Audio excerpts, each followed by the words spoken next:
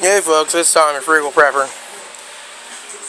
I am trying to work on this car. So far, I have replaced the belt tensioner pulley, and I replaced the belt tensioner itself. And I'm getting this weird noise. I'm going to put this belt back on here and let you hear the noise and see what you guys think.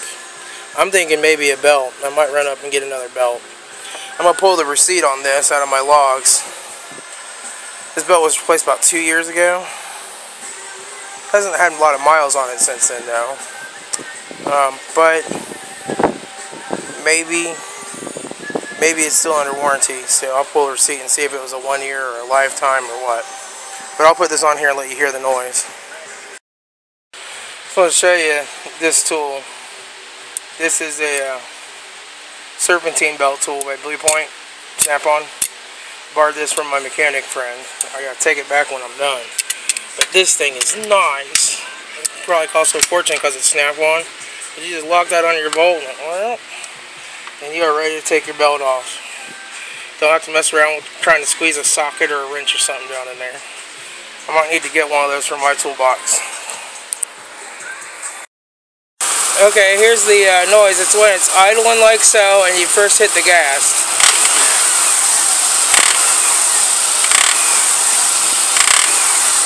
It's coming from, you can see the belt tensioner jumping a little bit when it makes that noise.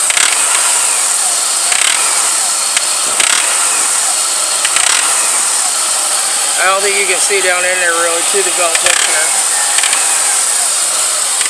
But the belt tensioner was replaced. The belt tensioner pulley's been replaced. The alternator and AC pump seem to spin perfectly fine and freely. So I'm thinking the next thing to try is maybe the belt's slipping a little bit under load. It's worked worse with the AC pump on. With the AC off, it still does it a little, but not as bad. It really got me thinking it must be the belt itself. Even though that belt's not really that old. It may have stretched or gotten slippery. So I'm going to try that, I think.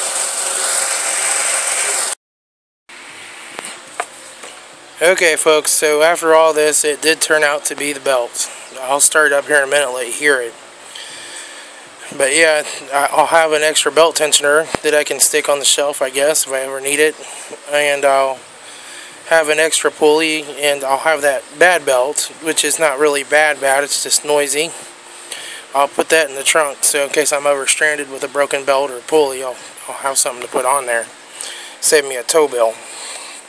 But on this, this is the 2.4 twin cam, also mostly commonly known as the Quad 4.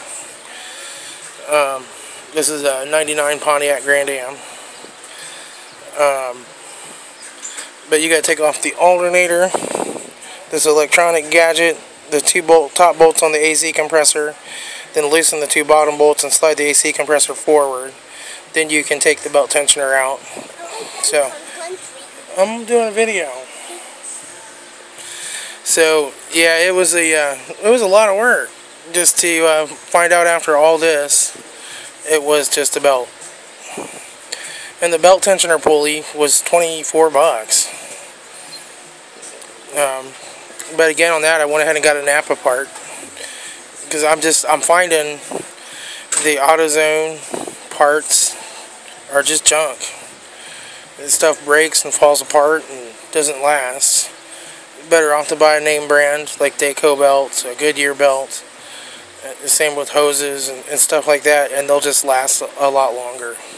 So I'm starting to buy more stuff from Napa, and then we have a Koi here in town that sells some name brands, and Advance actually sells some pretty good name brands. AutoZone has some name brands, but they have a lot of cheap junk. I'm finding that the Durablast brand is junk, so it just doesn't hold up over time. Anyway, let me start this up for you.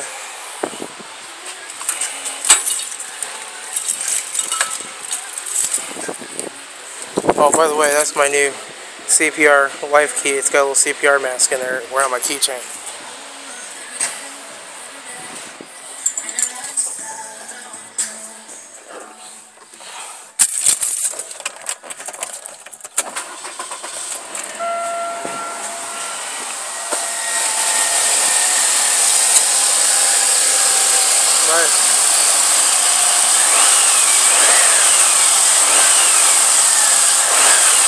That's with the AC compressor on. Now I can still see that tensioner move a little. We first hit the gas, but there's no noise. So that's fixed. Now it's time to cut the front yard grass. We gotta move my wife's Hyundai back in the driveway to pull this thing out. Alright folks, I'll talk to you later. You know, I spent a little extra money on some parts, but I saved myself the labor of a mechanic, which is really expensive. I didn't have to lose my car for a couple days while they worked on it. It's all good. I'm happy with the outcome. This is a real good car. It's got like 65,000 miles on it, and it's a 99, so it runs good. It's nice and clean. There's not a speck or rust on it. So I don't mind doing a little work on it once in a while, because there's no payments. And that's the key. I'm discovering later in life the key to a happy life is no car payments. Alright, I'll talk to you folks later. Everybody be happy and frugal.